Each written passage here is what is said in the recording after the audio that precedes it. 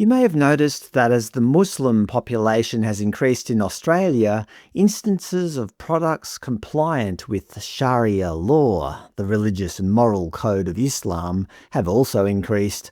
As a side note, this is Prime Minister Anthony Albanese and Home Affairs Minister Tony Burke at the Lakemba Mosque a couple of months ago, supposedly feeling completely safe, while members of the crowd loudly heckled and jeered them.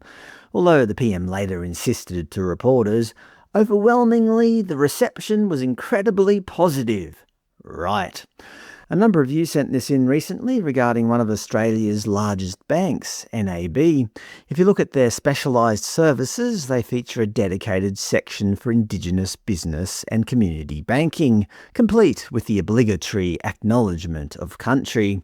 Quite how Indigenous people require a fundamentally different style of transaction or savings account remains a mystery. But it goes further. On this page, they proudly declare business banking, Islamic finance, specialised banking services for Muslim businesses and community organisations. Unsurprisingly, they don't offer specialised Caucasian banking, nor do they have distinct packages for Christian or indeed Buddhist businesses. Instead, everyone else is lumped into a vague catch-all category called banking for faith-based organisations. Obviously, the idea of NAB running a tech support hotline based strictly on Amish principles would be ridiculous, but here we are with religious-based banking. According to their website, we are the only major bank in Australia offering a Sharia-compliant solution to help you grow your business. Our network of 50 bankers across the country are accredited to write Islamic finance transactions and have undergone religious and cultural awareness training.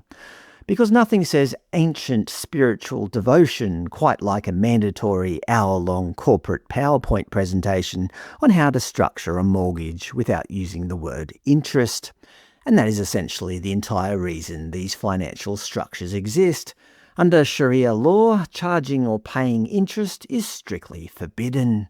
Furthermore, Islamic finance dictates that capital cannot be used to support any business with links to things deemed harmful or immoral under Islamic principles, such as alcohol, gambling, pork, tobacco, or weaponry.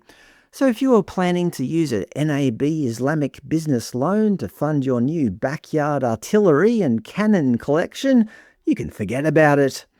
Some of you might be asking, if the bank can't charge interest, what's in it for them? Well, the ABC actually ran an explainer on this recently, titled Why Some Australian Home Buyers Are Turning to Islamic Financing. And yes, if the ABC is dedicating airtime to it, you know it has truly arrived on our shores. The ABC asks why people are turning to it, and I think the answer to that is blindingly obvious. Because they're Muslim. Nobody else would bother. According to the article, it offers peace of mind by avoiding riba, the Islamic term for interest, which their doctrine views as unjust and exploitative. But how does a bank make money if interest is banned? It's basically a semantic shell game. Instead of charging interest on a loan, the bank either buys the property itself and sells it back to you at a marked up profit rate, or they buy it with you and charge you monthly rent on their share until you buy them out. Naturally, because of the extra corporate gymnastics required to avoid the word interest, these Islamic finance services in Australia actually end up being more expensive than a conventional bank loan. Now you might think, who cares? If Muslims want to use interest-free corporate loopholes, let them. But consider the real-world trajectory if the institutional catering takes a permanent hold. Major banks love streamlining their operations under the banner of ethical corporate governance.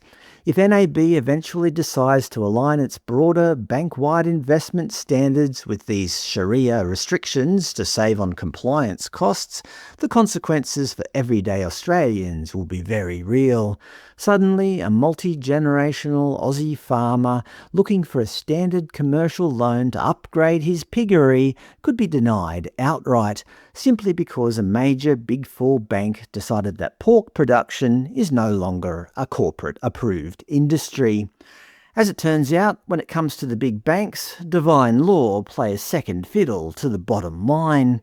NAB isn't doing this out of a sudden wave of religious piety. They're doing it because there's a premium price tag attached to a brand new market captive to identity politics. If swapping out the word interest for profit rate keeps the revenue flowing, they'll happily do it.